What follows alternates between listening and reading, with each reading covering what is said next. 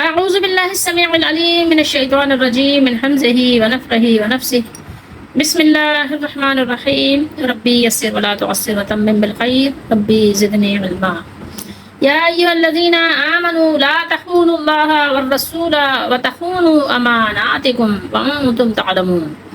یہ ایک ہی آیت مبارکہ ہے سورہ انفال کی آیت نمبر 27 نواں سپارہ ہے۔ اے ایمان والو، تم اللہ اور رسول سے خیانت نہ کرو اور نہ تم آپس کی امانتوں میں خیانت کرو جبکہ تم جانتے ہو وہاں تم تعلمون، اور آپ یہ بھی ترجمہ کر سکتے ہیں اور حالانکہ یہ کہ تم کو معلوم ہے۔ ابھی جو یہ آیات ہم تلاوت کر رہے ہیں، ایک ہی ایک آیت تلاوت کرتے ہیں، لیکن یہ ایک ہی ایک آیت ایسی ہے کہ اس پر پوری کتاب لکھی جا سکتی ہے، اور لکھی گئی ہیں اس پر کتابیں، علماء نے لکھی ہیں، علم والوں نے اس پر کتابیں لکھی ہیں۔ تو یہ ایک ہی ایک آیت جو ہے وہ آپ کی زندگی کے لیے بہت زیادہ اہم اور اہمیت رکھنے والی ہے۔ یہ بہت اہم مضمون ہیں جو بیان کیے گئے ہیں۔ اس کے شان نزول کے بارے میں آتا ہے کہ جو بخاری و مسلم وغیرہ میں بیان ہوا ہے کہ حاطب بن ابو بلتا جو تھے، حاطب بن بلتا، ان کے بارے میں آتا ہے کہ یہ اللہ تعالیٰ نے بیان کیا، لیکن بہت سے مفسرین فرماتے ہیں کہ ایسا نہیں ہے، ٹھیک ہے۔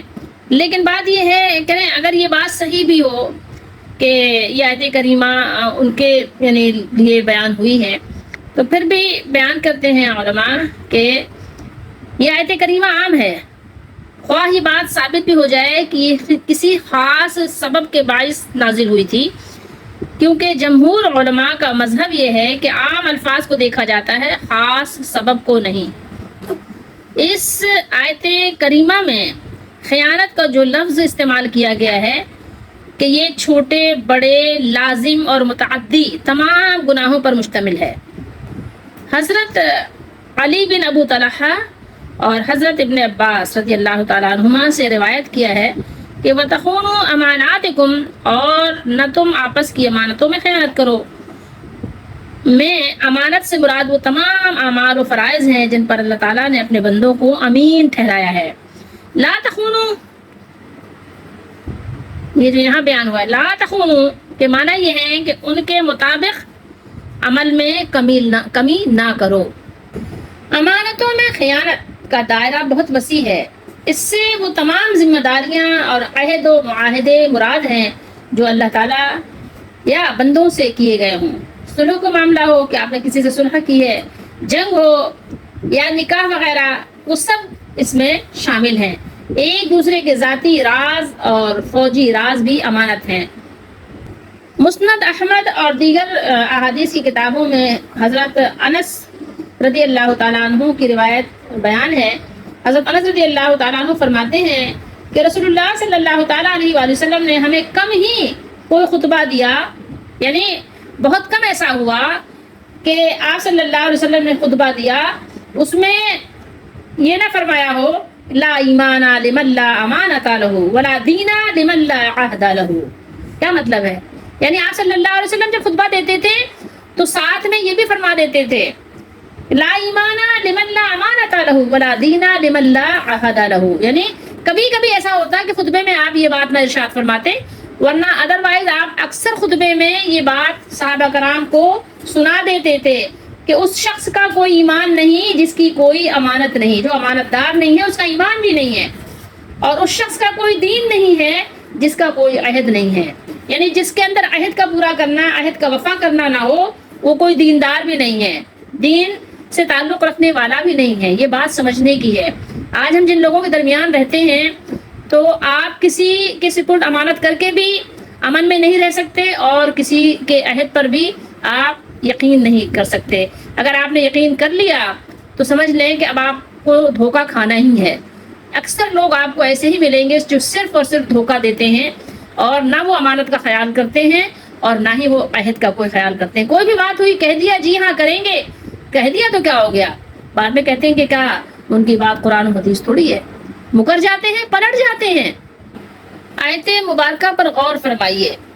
کہ کتنے پرجلال انداز میں فرائض کی ادائیگی کی طرف توجہ دلائی جا رہی ہے اور ارباب اقتدار کو متنبہ کیا جا رہا ہے، یعنی آپ اپنے فرائض منصبی کی ادائیگی میں کوئی کوتاہی نہ کیجیے، اور امانتوں میں خیانت کوئی معمولی بات نہیں جسے نظر انداز کر دیا جائے، بلکہ یہ اللہ اور اس کے رسول کے ساتھ خیانت ہے۔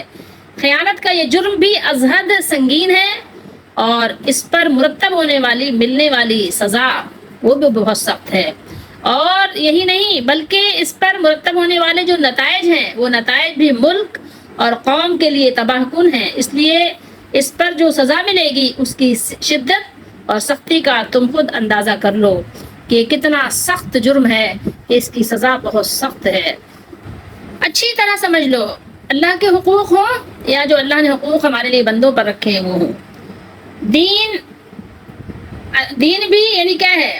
سمجھنے کی بات یہ ہے کہ اللہ کا دین امانت ہے، اس کے فرائض کی ادائیگی اور حدود کی پابندی کا تمہیں امین بنایا گیا ہے، سو امانت میں خیانت نہ کرو۔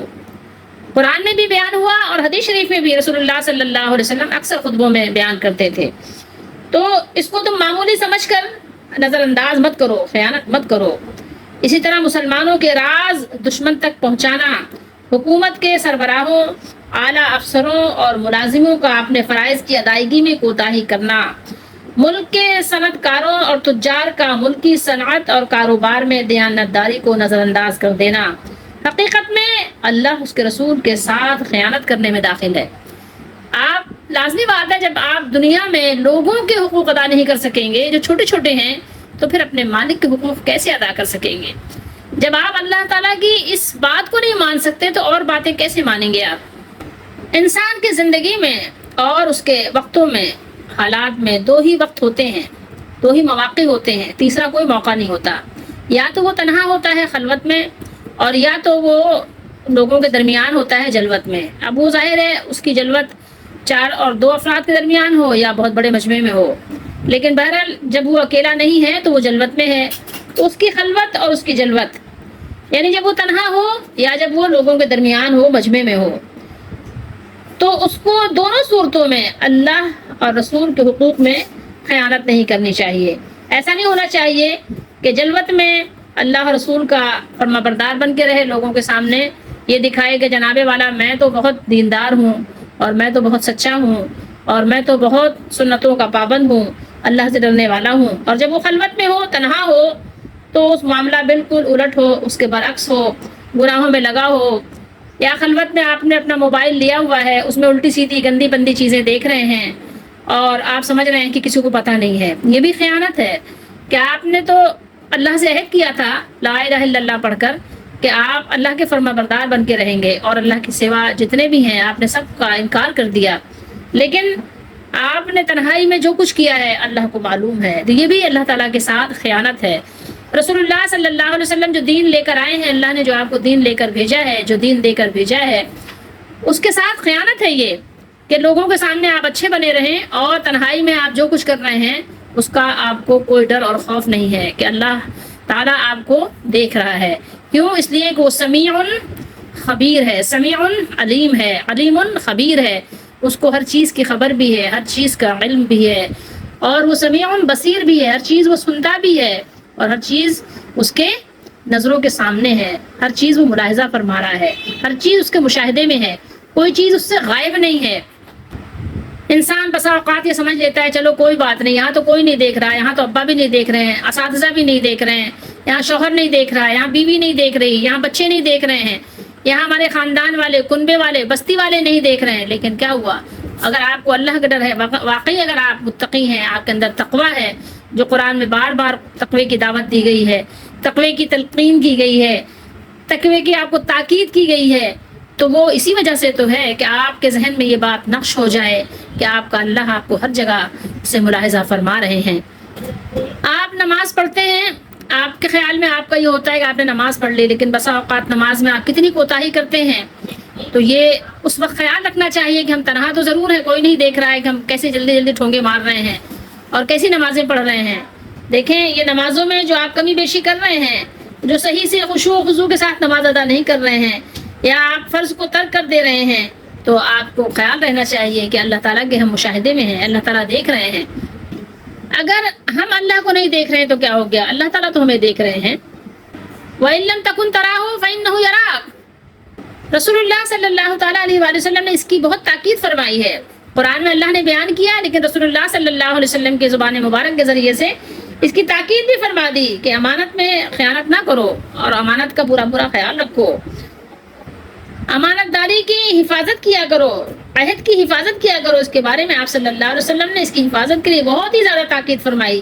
اسی لیے تو اکثر خطبوں میں یہ ضرور ارشاد فرماتے تھے کہ اس کا کوئی ایمان نہیں ہے جس کے اندر امانت کی پاسداری نہیں ہے، جو امانت کو ادا کرنے کی صلاحیت ہی نہیں رکھتا، امانت کو ادا ہی نہیں کرتا، اس کا کیا ایمان رہ گیا؟ آج ہمیں اس بات کا خیال ہی نہیں ہے بالکل بھی۔ اور دوسری بات جو فرمائی وہ بھی کوئی چھوٹی بات نہیں ہے کہ اس کا کوئی دین ہی نہیں ہے جس کے اندر عہد کی پابندی کا احساس نہیں ہے، اس کا کوئی دین نہیں ہے، لا دینا۔ اگر انہی باتوں پہ ہم غور کر لیں تو یہ کوئی چھوٹی بات نہیں ہے، نہ کوئی معمولی بات ہے کہ ہاں جناب کوئی ایسی بات نہیں ہے، اگر ہے تو ٹھیک ہے، نہیں تو ٹھیک ہے، کوئی مسئلہ نہیں ہے۔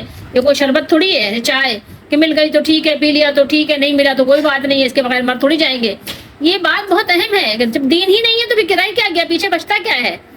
جب آپ کا دین ہی نہیں ہے تو کیا بچے گا پیچھے؟ جب ایمان ہی نہیں ہے تو پیچھے کیا بچے گا؟ رہ کیا جائے گا آپ کے پاس؟ کس بات کے مسلمان رہ جائیں گے آپ؟ اچھا، بہت سے لوگ کہتے ہیں کہ ہم سنتوں کے پابند ہیں، ہم ایک ایک سنت پر عمل کرتے ہیں۔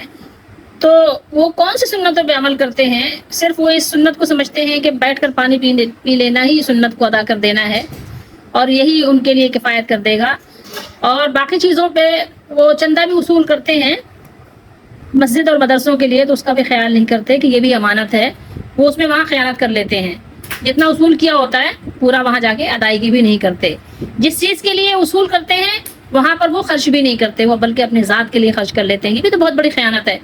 لیکن اسی کے بارے میں ذرا رسول اللہ صلی اللہ علیہ وسلم کی اگر آپ کو سنت دیکھنی ہے تو ذرا آپ سنت دیکھیے کہ رسول اللہ صلی اللہ تعالیٰ علیہ وآلہ وسلم اپنے جانی دشمن کیا کہیں، دشمنوں، جانی دشمنوں، اور یہی نہیں، دین کے دشمن، ایمان کے دشمن، اللہ کے دشمن، رسول اللہ صلی اللہ علیہ وسلم کے دشمن، مسلمانوں کے دشمن اور مسلمانوں کی ہر چیز کے دشمن۔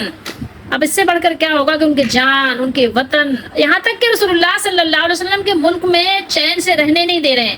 ابھی اسی سورہ مبارکہ میں بہت قریب ہی آگے ہم پڑھنے والے ہیں کہ رسول اللہ صلی اللہ علیہ وسلم کو وطن سے نکالنے کے لیے کیسی کیسی ترکیبیں کر رہے تھے، وہ کیا کیا تدبیریں کر رہے تھے کہ ان کو نکالو، یا نعوذ باللہ استغفر اللہ شہید کر دو، یا ان کو قید خانے میں ڈال کے قید کر دو، حبس سے بیجا میں رکھو، ان کو تدبیریں کر رہے ہیں۔ لیکن رسول اللہ صلی اللہ تعالیٰ علیہ وآلہ وسلم اس وقت بھی ان کی امانتوں کا کتنا خیال کرتے ہیں۔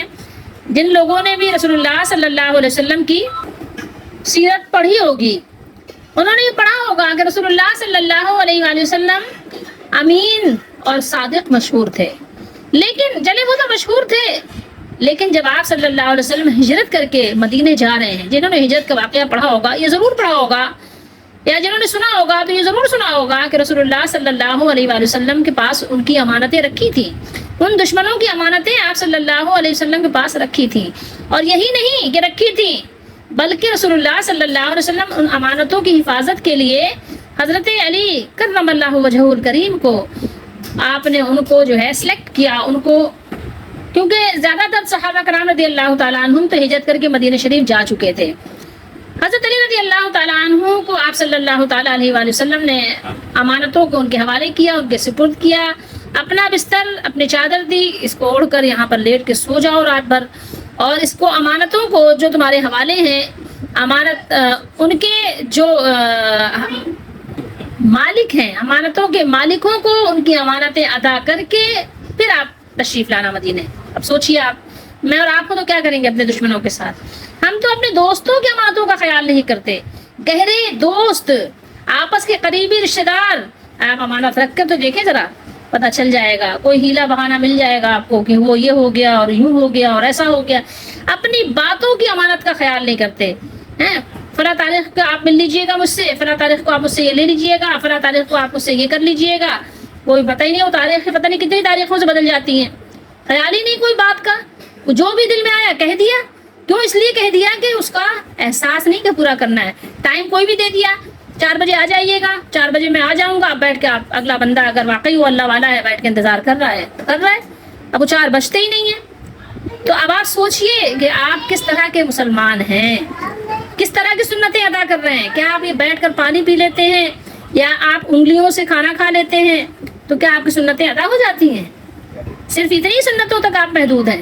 آپ آگے بڑھیں، اگر واقعی آپ سنتوں کے پابند ہیں تو یہ سنتیں بھی پڑھا کریں۔ اصل میں تو یہ سنتیں ادا کرنے کی ہیں، وہ تو ظاہر ہے ادا ہو ہی جائیں گی، وہ تو آپ نے کھانا کھانا ہی ہے تو آپ نے کھانا کھانے کی سنت ادا کرنی ہے تو آپ کو کھانا ہی ہے نا بیٹھ کے۔ اس کے علاوہ آپ نے جو ہے پانی پینے کی سنت ادا کرنا کون سی ایسی بات ہے؟ آپ نے کھڑے ہو کے بجائے آپ نے بیٹھ کر پانی پی لیا۔ بخاری شریف ہے کتاب الایمان، حدیث نمبر 33 ہے۔ حضرت ابو ہریرہ رضی اللہ تعالیٰ عنہ سے روایت ہے، وہ بیان کرتے ہیں کہ رسول اللہ صلی اللہ علیہ وآلہ وسلم نے فرمایا منافق کی علامتیں 3 ہیں، جب بات کرے جھوٹ بولے، جب وعدہ کرے اس کے خلاف کرے، اور جب اس کو امین بنایا جائے تو خیانت کرے۔ اب یہ دیکھیے جو ہم نے آیت پڑھی ہے اس میں 2 باتوں کا بیان ہے، ایک یہ کہ اللہ اور رسول سے خیانت نہ کرو، اور دوسرے یہ کہ تم آپس میں امانتوں میں خیانت نہ کرو۔ اور ابھی عبارت بھی دیکھ لیجئے، آیت المنافق ثلاث، آیت المنافق ثلاث، منافق کی 3 علامتیں ہیں، اذا حدث کذب واذا وعد اخلف واذا اؤتمن خان، خیانت۔ بخاری و مسلم میں اور ترمذی وغیرہ میں بھی ہیں، بہت ساری احادیث بیان ہوئی ہیں، لیکن صرف بخاری و مسلم ملا لیں تو 1 درجن سے زائد حدیثیں اس پر، اس ٹاپک پر، یہ مضمون کہہ لیں، یہ موضوع۔ اس حدیث شریف کو دیکھ لیں، قرآن مجید کی آیت دیکھ لیں جو یہ ہمارے سامنے ہے، قرآن مجید کی آیات اور یہ حدیث شریف، اگر آپ ان کو دیکھ لیں تو آپ اس میں خود ہی اس کا جو ہے اندازہ لگا سکتے ہیں کہ ہم لوگ کتنے فیصد مسلمان ہیں اور کتنے فیصد جو ہے ہمارے اندر نفاق ہے۔ اب اگر یہ 3 باتیں، 3 علامتیں، منافق کی علامتیں 3 ہیں، ان 3 کو ہم رکھ لیں تو اگر ایک عادت کو، ایک علامت کو ہم نمبر دیتے ہیں، جیسے 3 ہیں ان کو ہم نے 100 نمبر دیے، ٹھیک ہے، یہ 100 نمبر ہو گئے، اور ایک کو لگائیں تو کتنا ہوگا؟ 33، ٹھیک ہے، 33 نکال، بس صرف 33 ہی رکھ لیں، کوئی مسئلہ نہیں، 99 سے ہم نکال لے رہے ہیں نا۔ اب آپ نے یعنی 1/3 کیا کیا؟ 33، 2/3 کتنا ہو گیا آپ کے؟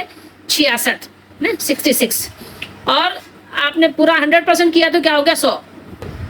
اب اگر کسی کے اندر ایک علامت ہے کہ وہ کیا کرتا ہے، جب بات کرتا ہے تو جھوٹ بولتا ہے، تو وہ کتنا % منافق ہو گیا؟ 33% تو ہو ہی گیا وہ، ٹھیک ہے، 1/3 وہ منافق ہو گیا حدیث شریف کی روشنی میں۔ اب وعدہ کرے تو خلاف ورزی کرے تو کتنا ہو گیا؟ 2/3 ہو گیا، ٹھیک ہے۔ اب ایک ہی حصہ بچا ہے، ٹھیک ہے۔ اب جب امین بنایا جائے، امانت میں خیانت کرے تو کیا 100% وہ منافق ہو گیا اس حدیث شریف کی روشنی میں۔ اب آپ باتیں کرنے کو کچھ بھی کریں کہ یوں اور وہ، تو یہ وہ آپ ہی جانیں، ٹھیک ہے۔ جو حدیث شریف کی روشنی میں ہے وہ آپ اس پہ دیکھیں، اگر ڈرنا چاہیے، خوف کھانا چاہیے، ہیلا سازی نہیں کرنا چاہیے، نہیں وہ تو منافق، وہ منافق ہیں، وہ اس طرح کے منافق ہیں، وہ اس طرح کے منافق ہیں، آپ اپنا دیکھیں کہ اگر آپ کو اللہ تعالیٰ کے دربار میں منافقوں میں لکھ دیا گیا اور اگر آپ کے لیے جہنم کا حکم ہو گیا، آپ کا کیا بنے گا؟ میں اور آپ اپنے لیے دیکھیں کہ میرے اور آپ کے اندر کتنی خامیاں ہیں، اس کو کیوں رسول اللہ صلی اللہ علیہ وسلم نے ہائی لائٹ کیا، کیوں بتایا، کیوں بیان کیا؟ اس لیے کہ تاکہ ہم اس سے باز آئیں، اپنا بچاؤ کر لیں۔ سیلاب آنے سے پہلے ہمیں کیوں بتایا گیا کہ علاقہ چھوڑ دو ورنہ ڈوب جاؤ گے؟ تو کیا کہیں کہ نہیں وہ جھوپڑیاں ڈوبیں گی، وہ تو فلانا ڈوبے گا، میں نہیں ڈوبوں گا؟ کیا یہ آپ کریں گے؟ اگر آپ نہیں بھی ڈوبیں گے، آپ کے چاروں طرف اگر آپ گھر کے پانی اگر بھر گیا آ کے، آپ اگر گھر میں رہ گئے اکیلے تو کیا کریں گے؟ کیا پھر یہ بھی تو دیکھیں، آپ کتنے دن تک پھنسے رہ جائیں گے؟ بہت سارے معاملات ہیں، آپ کو غور کرنا ہے، اپنا بچاؤ کرنا ہے۔ یہ تھوڑی ہیلا سازی کر کے جو ہے نا آپ چپ کر کے بیٹھ گئے، نہیں جناب جو اپنی عادت ہے اپنی عادتوں پہ قائم ہے، اپنے نفاق پہ قائم ہے، اپنی باتوں پہ قائم ہے۔ اللہ سے ڈرنے کا وقت ہے، اللہ سے ڈرنے کا موقع ہے، اللہ سے ڈرنے کی باتیں ہیں۔ یہ مسلم شریف ہے، حدیث نمبر 210 ہے، اور 210 کے ساتھ پھر بہت ساری احادیث ہیں ترتیب کے ساتھ۔ باب بیان خصال المنافق، یہ منافقوں کی خصلتوں کا بیان ہے۔ یہاں پر 4 باتوں کا بیان ہے، لیکن 4 باتوں کے ساتھ کیا ہے؟ منافقاً خالصاً، خالص پکا منافق ہے وہ، اردو میں آپ کہیں گے تو پکا منافق ہے، خالصاً وہ منافق ہے۔ یہاں الفاظ کیا ہیں؟ منافقاً خالصاً، अरबअ मन कुन्ना फीही काना मुनाफिक़न खालिसन। 4 बातें हैं, 3 तो वही है जो हमने पढ़ ली हैं। चौथी ये है कि जब वो झगड़ा करे तो क्या करे, ज्यादती करे, जुल्म करे, खासमा फजरा, ठीक है। और यहाँ तर्जुमे में है कि तूफान जोड़े और नाहक चले, ठीक है, यानी हक पर ना हो, हक को छोड़ दे। झगड़ा करने में क्या करे, हक को क्रॉस कर जाए।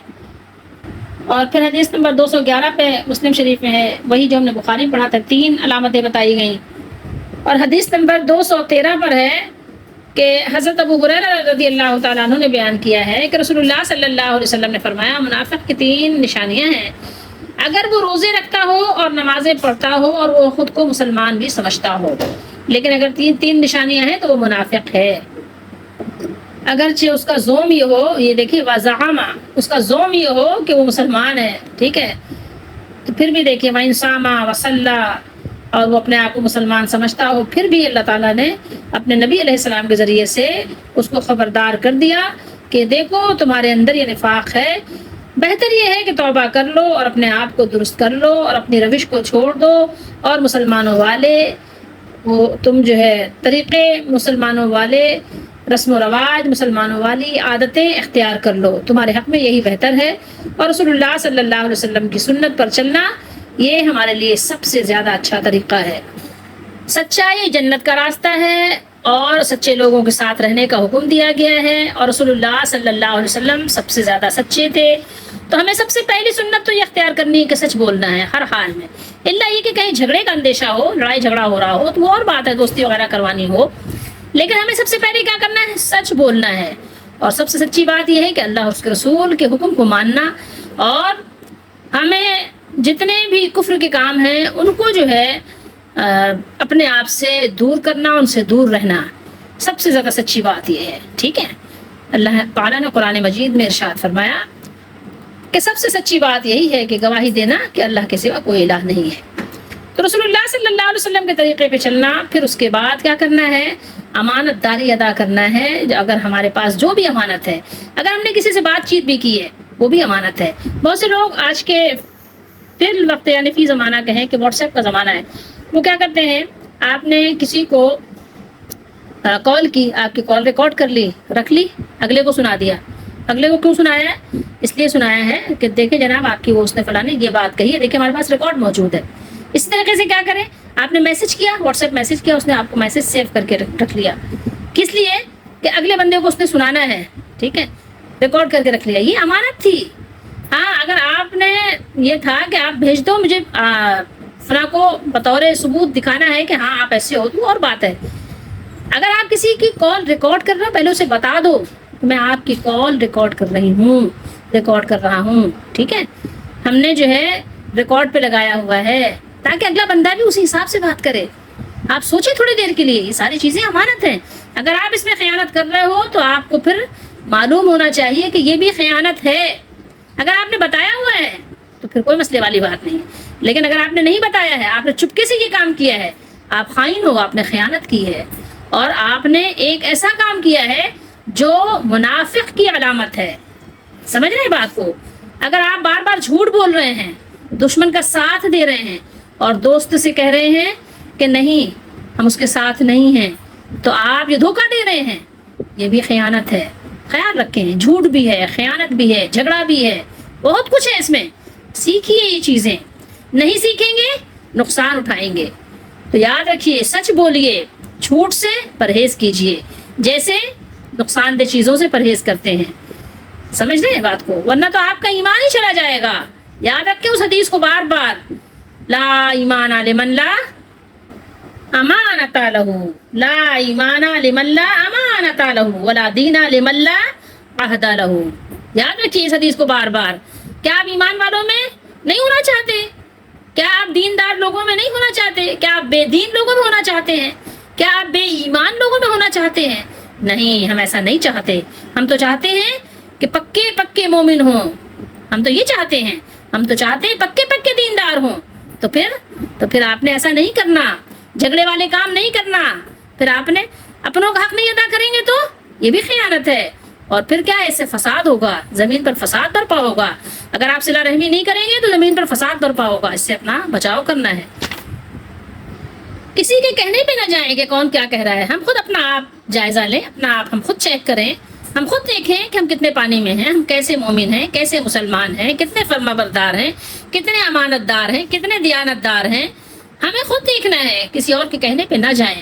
اللہ تعالیٰ نے تو ہمیں اپنی آیات کے ذریعے سے بات کو اچھی طرح سمجھا دیا ہے، ہمیں بتا دیا ہے، آگاہ کر دیا ہے، خبردار کر دیا ہے، وارن کر دیا ہے۔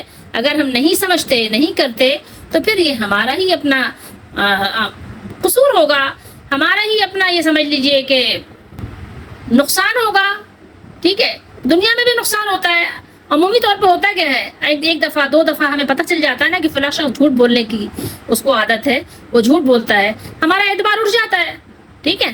لیکن آج ہم جن لوگوں کے درمیان رہتے ہیں اس میں آپ کو اکثر لوگ ایسے ملیں گے، اکثر لوگ آپ کو منافق ملیں گے، اکثر لوگ آپ کو کافر ملیں گے، اکثر لوگ آپ کو جھگڑالو ملیں گے، اکثر لوگ آپ کو امانت میں خیانت کرنے والے ملیں گے، اکثر لوگ آپ کو فسادی ملیں گے، جھگڑالو، فسادی، فتنہ برپا کرنے والے ملیں گے، اور اکثر لوگ ایسے ہوں گے جو وعدے کے پورا کرنے کا ان کو خیال ہی نہیں ہوتا کہ جناب ہم نے کوئی وعدہ کیا تھا۔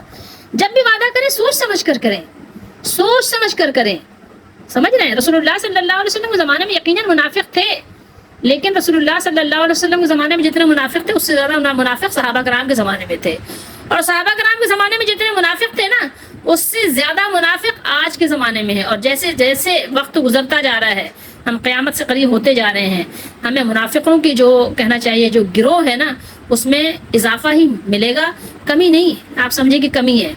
اس زمانے میں تو منافقوں نے ایک مسجد بنائی تھی، آج تو پتہ نہیں لوگوں نے کتنی مسجدیں بنائی ہوں گی۔ اس وقت تو قرآن کا نزول ہو رہا تھا، ان کو ڈر نہیں لگا، انہوں نے مسجد بنا کر بیٹھ گئے اور اللہ کے رسول کو بھی بلانے کی کوشش کی اور نماز پڑھا دیجئے اور خطبہ دے دیجئے۔ آج تو آپ اللہ ہی جانتا ہے کہ کتنے لوگ ہیں جو بیٹھے ہیں، ٹھیک ہے، جبے قبے پہن کے، ٹھیک ہے کہ کسی کو آپ نامزد کے نہیں کر کے نہیں کہہ سکتے، انگلی اٹھا کر نہیں کہہ سکتے کہ یہ ہے، لیکن یہ کہ کتنے لوگ ہیں یہ اللہ کے علم میں ہے، انسان نہیں جان سکتا۔ لیکن کسی پر اعتبار نہیں کر سکتے، کسی کے ساتھ آپ اپنی بیٹی کو نہیں بھیج سکتے کہ ہاں میری بیٹی کو آپ جو ہے نا فلاں جگہ پہنچا دیجیے گا، کسی کے ساتھ بیٹی تو چھوڑ دیجیے بیٹے کو بھی نہیں بھیج سکتے، کسی کے پاس آپ اپنی امانت بھی رکھ کر اطمینان نہیں کر سکتے، اور نہ ہی آپ یہ امید کر سکتے ہیں کہ پوری مل جائے گی۔ اب آپ اس سے زیادہ اس سے بڑی بات اور کیا ہوگی، اس سے بڑی بات اور کیا ہوگی؟ کسی کو آپ کرائے پہ گھر بھی نہیں دے سکتے کہ جناب یہ مولانا صاحب ہیں ان کو بٹھا لیں تو کوئی مسئلہ نہیں، کوٹر والی بات نہیں ہے، نہیں، اب بیٹھ گئے تو بیٹھ گئے، یہ بھی یاد رکھیں۔ بہت ساری چیزیں ہیں، تو یہ کہ صرف زبان سے مسلمان کہہ لینا آسان ہے، زبان سے کہہ بھی لیا لا الہ تو کیا حاصل، دل و نگاہ مسلمان نہیں تو کچھ بھی نہیں۔ دل کو بھی مسلمان بنانا ہے، زبان کو بھی مسلمان بنانا ہے، عمل کو بھی مسلمان بنانا ہے۔ اللہ تعالی ہم سب کو سمجھنے کی توفیق دیں اور قرآن و سنت پر عمل کی توفیق دیں، اور بے شک اللہ تعالیٰ کی توفیق تو اسے ملتی ہے جو کوشش کرتے ہیں، جو طلب کرتے ہیں، جو منزل مقصود کے حصول کے لیے نکلتے ہیں، اللہ تعالیٰ ان کے لیے اس منزل پر چلنا آسان کر دیتے ہیں، یہ اللہ کا وعدہ ہے، اور بے شک اللہ تعالیٰ اپنے وعدے کے خلاف نہیں کرتے۔ اللہ تعالیٰ ہم سب کو توفیق دیں کہ ہم قرآن مجید کی تلاوت بھی کریں، احادیث مبارکہ کو بھی پڑھیں، اور پھر اس کو اپنی زندگی پر کیا کریں، اپنے عمل پر، اپنی زندگی پر اس کا نفاذ کریں، نافذ کریں۔ اللہ تعالیٰ ہم سب کا حامی و ناصر ہو، ہماری مدد فرمائے۔